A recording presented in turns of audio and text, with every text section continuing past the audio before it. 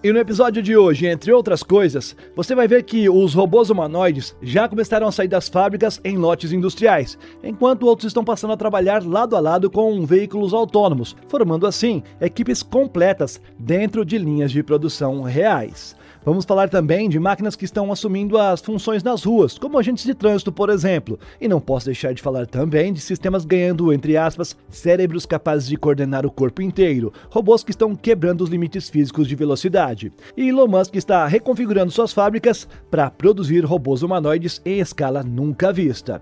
E no meio de tudo isso, uma nova geração de inteligências artificiais que não apenas conversam, mas também podem agir diretamente no nosso mundo. Bora entender tudo isso aí?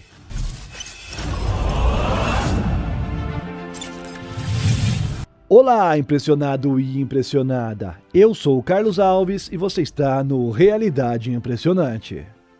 E todos esses avanços e consequências que a inteligência artificial está trazendo levantam um ponto que a gente precisa sim encarar com maturidade.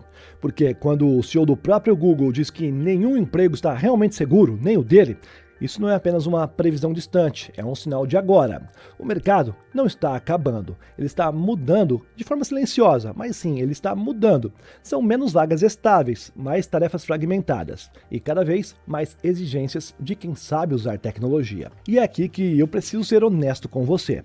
Quem não aprender a usar a inteligência artificial nos próximos anos não vai perder seu emprego, vai sim parar de ser considerado apto para ele. E eu te indico a Áurea, a inteligência artificial da Gênesis, que aqui no canal você tem visto eu falar dela já há um bom tempo. E um dos motivos de eu realmente fazer isso é que ela é diferente de outras plataformas, que só te dão um acesso aos modelos. Já a nossa Áurea X te entrega a vantagem estratégica, e isso graças ao novo AX Fusion.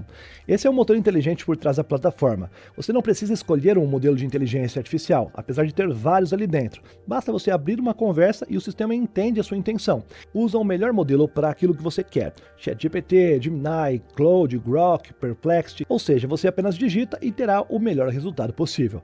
Tudo isso é combinado para entregar respostas mais precisas, textos mais inteligentes, análises profundas e produtividade real.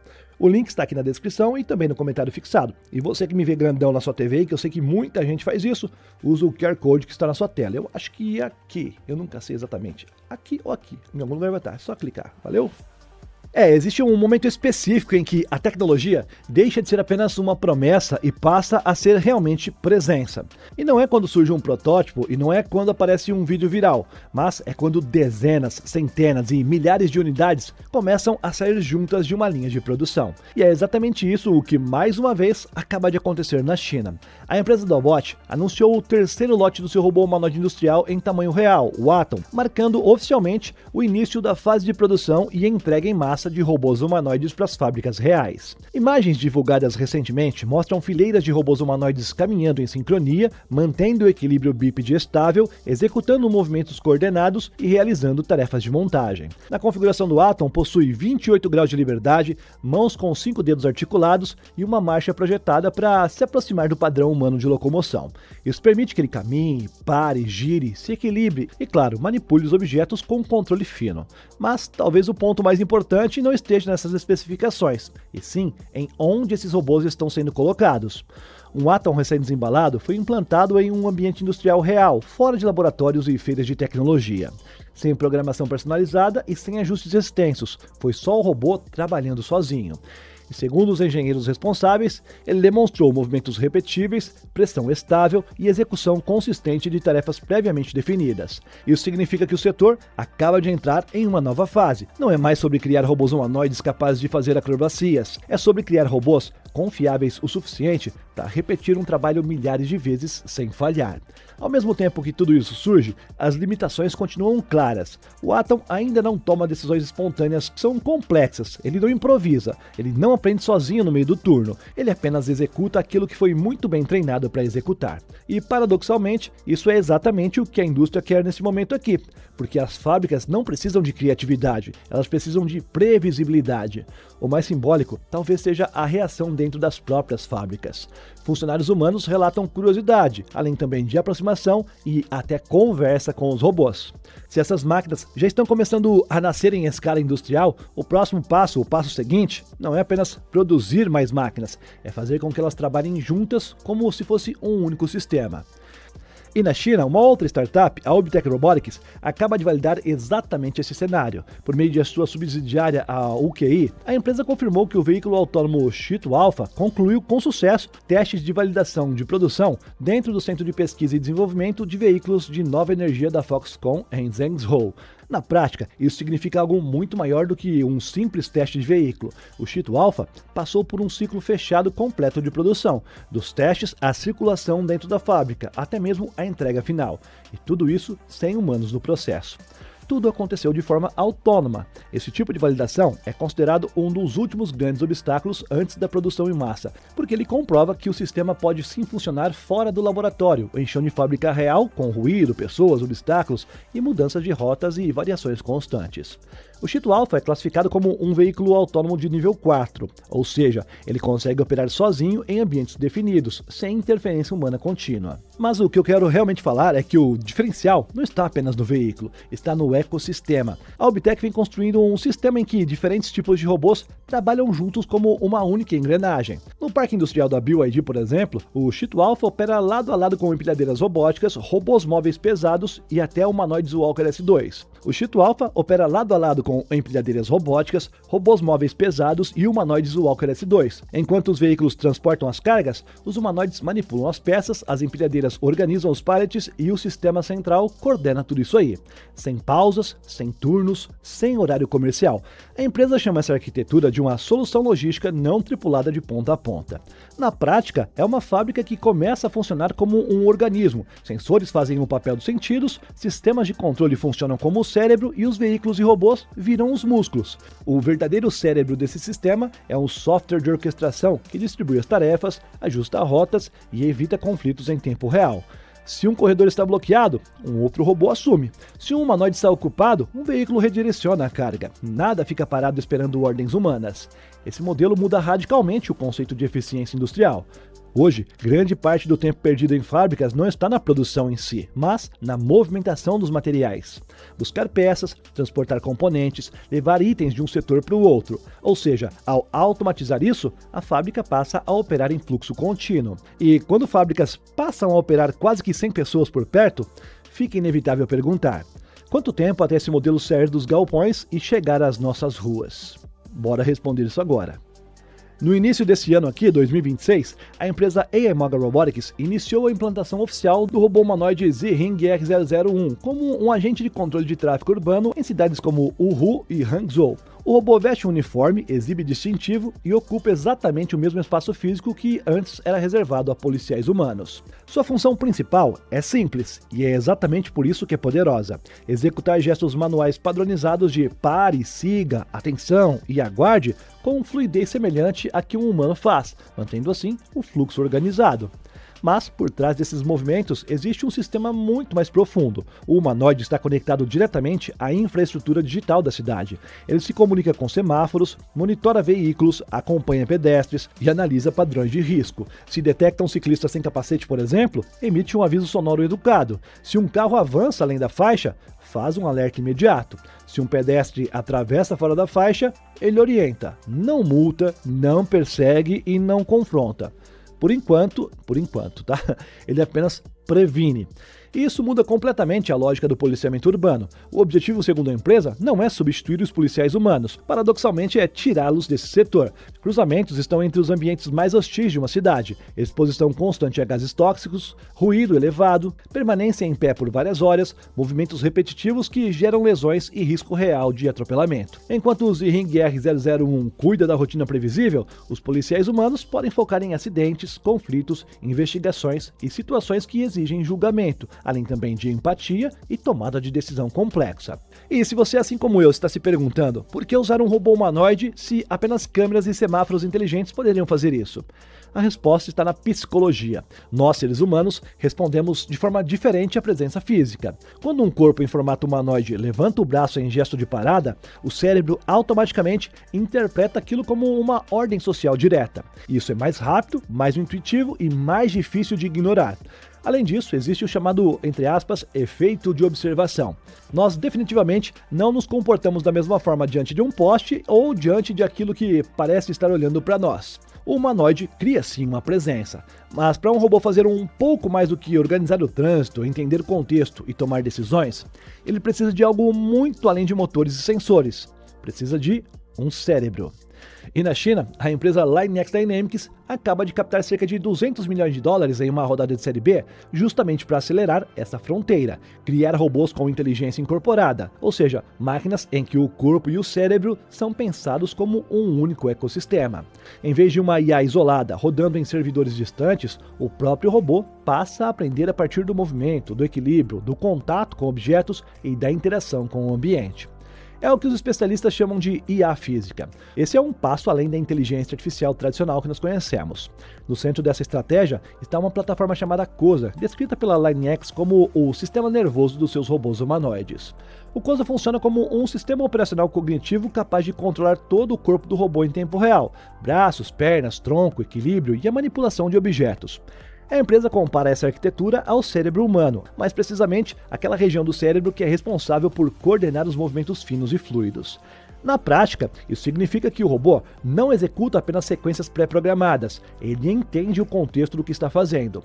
E nesse nível de autonomia, o resultado é a integração entre o COSA e a segunda grande tecnologia da empresa, a plataforma Tron 2, que é um sistema modular de membros, articulações e torso, que permite montar diferentes tipos de robôs a partir da mesma base. O principal humanoide da empresa, chamado de Oli, tem 1,65 m de altura, pesa cerca de 55 kg e possui braços com 7 graus de liberdade de cada um, capazes de transportar cargas de até 10 kg.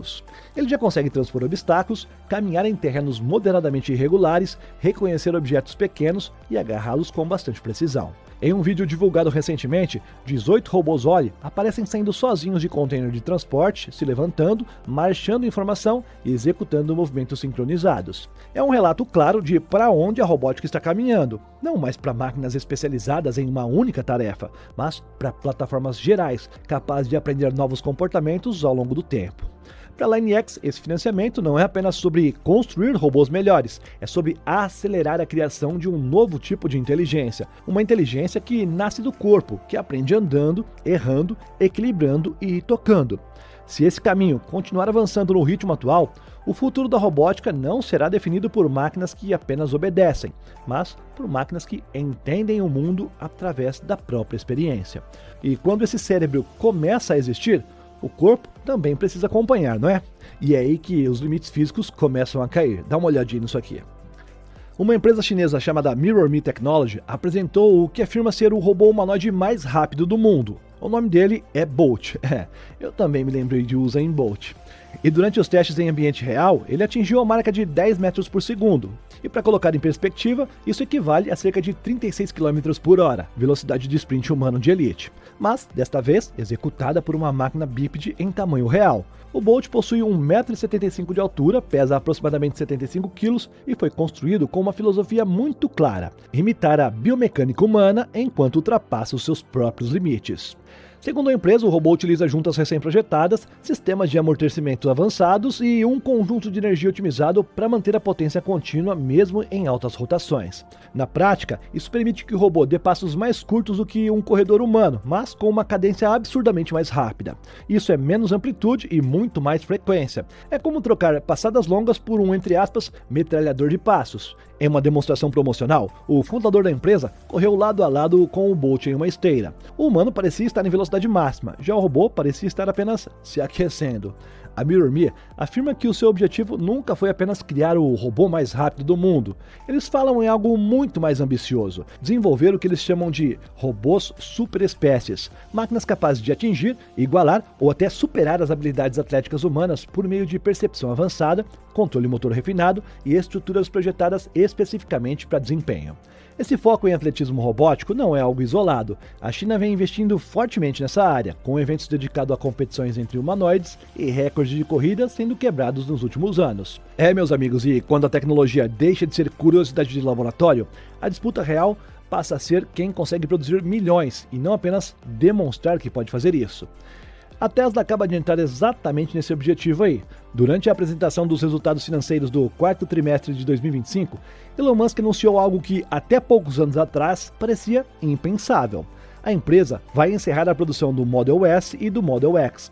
Não por fracasso, não por queda nas vendas, mas para abrir espaço físico, financeiro e industrial para um único objetivo: produzir robôs humanoides em escala de 1 milhão por ano. Segundo Elon Musk, a fábrica de Fremont, na Califórnia, será parcialmente convertida para se tornar uma linha dedicada ao Optimus de terceira geração. Na prática, a Tesla está trocando carros de luxo por trabalhadores artificiais. Musk descreveu a decisão como uma conclusão honrosa para os dois modelos, deixando claro que a prioridade da empresa não é mais vender veículos, é fabricar força de trabalho. E essa guinada vem acompanhada de um plano agressivo de investimentos, mais de 20 bilhões de dólares para 2026, que são destinados à construção de 6 novas fábricas, incluindo uma unidade dedicada exclusivamente à robótica, além também de uma expansão massiva da infraestrutura de computação de inteligência artificial. Para Musk, o Optimus não é um produto, ele é a base para uma nova economia. Ele afirma que a missão da Tesla agora é criar um futuro de, entre aspas, abundância incrível, onde os robôs assumem praticamente todo o trabalho físico, permitindo algo próximo do que ele chama de alta renda universal. Sabe a renda básica universal? Musk chama de alta renda. Esperamos que seja boa, né? Mas esse futuro, segundo ele, começa devagar, muito devagar. Musk descreveu a fase inicial de produção como agonizantemente lenta. O motivo é simples: não existe hoje uma cadeia de suprimentos pronta para robôs humanoides, ao menos não aqui no Ocidente, né? Cada atuador, cada motor, cada sensor, cada junta, cada placa, tudo precisa ser reinventado para um novo tipo de máquina. A meta interna da Tesla é atingir um custo de produção em torno de 20 mil dólares por unidade, mas Musk admitiu que os primeiros modelos custarão muito mais. Porque o custo, nas palavras dele, sempre será definido pela peça mais frágil, mais rara e menos confiável do sistema. E então veio a frase que incendiou o setor. Ao ser questionado sobre a concorrência, Musk afirmou: "Até onde sabemos, não vemos nenhum concorrente significativo fora da China." Na visão dele, as empresas chinesas são hoje a única ameaça real por dominarem 2 fatores críticos: capacidade de escalar a produção rapidamente e a aplicação prática da inteligência artificial no mundo físico. Essa declaração de Musk ignora nomes gigantes do cenário norte-americano, como a empresa Boston Dynamics, por exemplo, que é sul-coreana, mas que está localizada nos Estados Unidos e nasceu ali. E ela apresentou recentemente o Atlas elétrico pronto para produção. Uma outra é a Figure AI, que recentemente mostrou o seu sistema Helix 02 controlando robôs com autonomia de corpo inteiro. Além de várias outras aqui do Ocidente, para finalizar vamos citar a OneX Technologies, que desenvolve modelos de mundo capazes de fazer os robôs, entre aspas, imaginar tarefas antes de executá-las. Apesar de tudo isso, Musk parece convicto. Para ele, a batalha não será vencida por quem tem o melhor robô hoje em dia, mas sim por quem conseguir construir fábricas capazes de cuspir, entre aspas, robôs em volume industrial. E é exatamente aqui que entra o plano de Elon Musk, as chamadas Terafabs, instalações onde a Tesla pretende integrar em um único local fabricação de chips de inteligência artificial, memória, embalagem eletrônica de potência e montagem final. Segundo Musk, um robô sem chip de inteligência artificial é apenas um manequim caro, e depender de fornecedores externos para esses chips aí seria um risco geopolítico inaceitável. E é exatamente por isso que a Tesla quer controlar tudo, do lítio ao silício ao robô andando. Se esse plano funcionar, a Tesla deixa de ser uma montadora, uma empresa de energia. Ela passa a ser algo novo, uma fabricante de espécimes artificiais. Só que nesse exato momento aí, enquanto nós falamos de inteligências artificiais ganhando corpos, elas estão também ganhando mãos digitais, entre aspas, e isso tudo dentro dos nossos próprios sistemas. É um fato que nos últimos anos a inteligência artificial viveu presa dentro de janelas de chat. Você perguntava, ela respondia, e tudo aparentemente terminava ali. Mas essa fase está chegando ao fim. Um novo tipo de inteligência artificial começou a se espalhar silenciosamente pela internet. Silenciosamente não, né? Porque tá fazendo barulho por aí. Uma IA que não apenas conversa, mas age. Ela lê seus e-mails, organiza os seus arquivos, executa comandos no terminal, controla dispositivos da sua casa e pode responder por mensagens como se fosse um amigo seu. Dito isso, Peter Steinberger criou o projeto antes chamado de ClauBot e agora tem o nome de OpenClaw. Na prática, funciona como um sistema operacional pessoal baseado em inteligência artificial. Você pode pedir para ele resumir relatórios, monitorar servidores, renomear milhares de arquivos, organizar pastas, enviar mensagens, acompanhar preços de ações e até acionar automações domésticas. Tudo isso sem abrir um aplicativo específico. Basta mandar uma mensagem. Mas é exatamente aí que nasce o problema. Porque o OpenClaw não é apenas um chatbot, ele é um agente autônomo. Diferente das IAs tradicionais que, entre aspas, dormem até serem chamadas, os agentes, como o também chamado Mobot, parecem ativos, monitorando eventos, tomando decisões e executando ações de forma contínua. Esse é o início da chamada Era de IA Agêntica. E no momento em que uma IA ganha acesso aos seus arquivos, ao seu terminal e às suas contas, ela deixa de ser apenas um software, ela passa a ser um operador digital. Pelo que eu estou percebendo, nós estamos assistindo ao nascimento do primeiro rascunho de algo muito maior, talvez algo similar ao momento embrionário do Jarvis de O Homem de Ferro. Mas todo Jarvis, antes de ser herói, precisa ser domesticado, e a tecnologia não é o vilão, não na minha opinião. E diga-se passagem também, não é nem a salvação, tá? Ela é sim um amplificador. E daqui para frente, o que vai definir o impacto da IA na nossa sociedade não é o quão poderosa ela é, mas o quão bem nós aprendemos a controlá-la.